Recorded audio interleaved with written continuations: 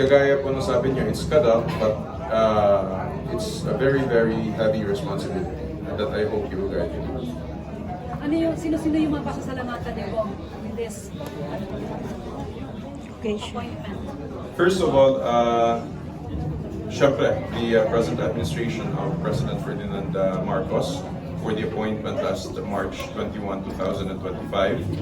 Of course, our Chief Minister, Abdul Rauf Makakua, he is one of those who backed me or who supported me, strongly and recommended me sa Malacanang to be the next governor of Maguindanao del Norte.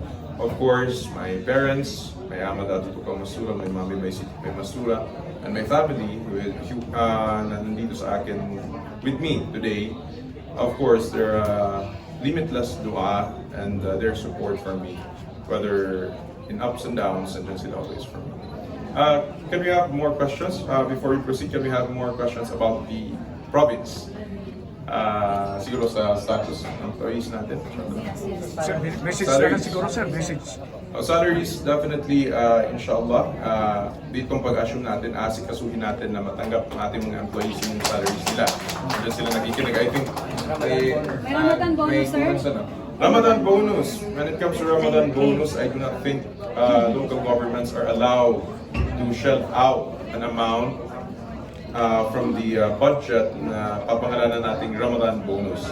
I think that is unique sa BAR. So kaya nilang gawin yon, but us dito sa probinsya, we cannot do that. Maybe pwede nating hanapan ng in some other way, but shelling out a chunk of the budget of the province for Ramadan bonus is definitely not possible. Ano yung first, sa mga, may changes ba? Sa mga department heads or as is? Status quo? As is, status quo muna tayo. Well, hindi naman tayo namumulitika. At saka, ayaw nating ma-break yung momentum ng pagsaservisyo natin sa ating probinsya. They have already started the term, let them continue it, let them finish it the way they want to, let them continue it. Ako naman, madali akong mag-adjust. Madali akong makisama at madali lang din ako kausap. So inshallah, I do not think na magkakaroon tayo ng problema with our employees here in the province. Since I have been with them, I've been acquainted with them for the past 6 years.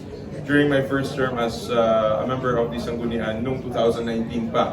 So sa Buluan pa kami na nag-office. So basically, kalahati nung napunta naman dito. So I do not think magkakaroon pa tayo ng anything na hindi pagkakasunduan. Mensahe niyo po sa mga residente ng Maguindanao. Sorry. Mga bagong guidelines and rules. New rules. Bagong guidelines and rules sa probinsya. Specific. Yeah. Sa yung pamumuno ngayon, ano yung mga bagong In what aspect po? Sa probinsya ba or sa... I think ang legislation naman is not really the role of the chief executive of the province, but it's the role of the Sangguniang Panlalawigan. So with regards to policies at saka mga legislative acts, I think it's Sangguniang Panlalawigan na mag-act upon that. But definitely, yung mga kung ano yung existing natin na madadatnan dito sa probinsya, yung sistema natin, of course, we will adapt to that. I do not think that we have to change so many things better yet. From my end to Mayor Dati Tukaw Mastura, as a father and as a mentor, ano ang masasabi niyo po kay Governor Mastura? Well,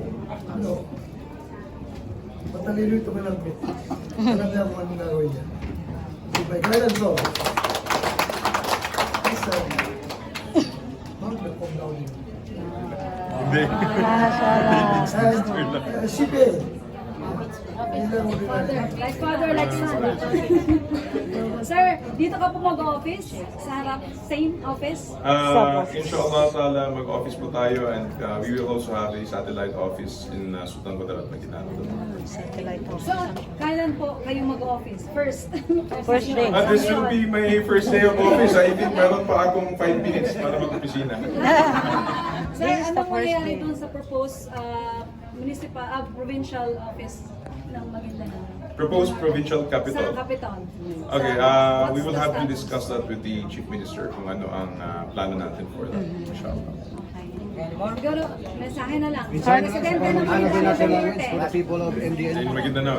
Yeah, in parting words. أعوذ بالله من الشيطان الرجيم بسم الله الرحمن الرحيم السلام عليكم ورحمة الله وبركاته Ramadan Mubarak sa kanulangon ng mga lukas ko, mga sulat ko, mga pag-alig ko siya sa Maguindanao del Norte at nanto na umani isa na nakaduan sa kanupagasandaw atau kasupad na malo pa makakinag din sa nini mapalas na probinsya Tano after the assumption of our Chief Minister kanu present post nin.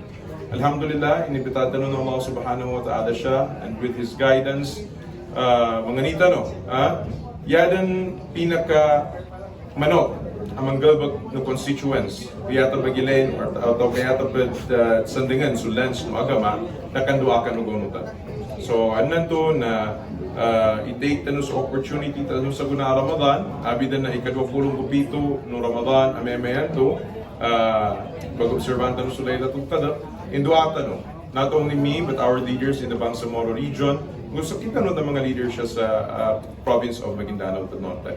Rest assured, masikin lang ang tanong nakatawan tanong man ni napagukit na Maguindanao del Norte for the past 3 years.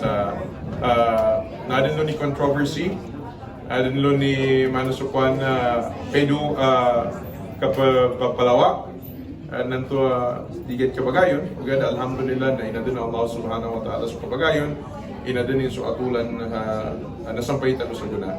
So I do not think that we will encounter any more problems dito sa probinsya natin. Everything is going well.